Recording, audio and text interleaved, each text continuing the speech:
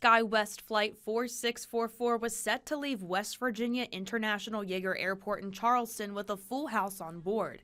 But right off the bat, there were some issues in getting up in the sky. There was a weight distribution issue, so they asked a volunteer to get off the plane. So then there was a girl who volunteered to get off the plane, and then that didn't fix the weight issue. So they asked that 7 bags be put down to the bottom.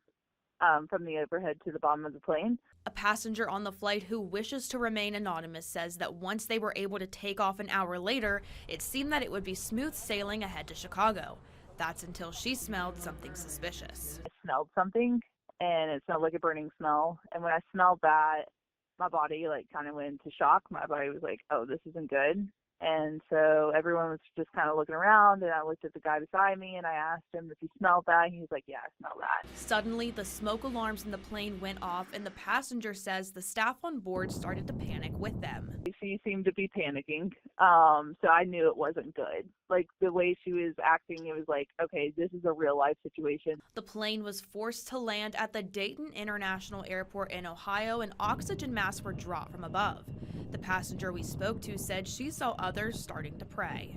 The guy beside me is praying, and he's holding my hand, and we're just hopeful that we're going to land.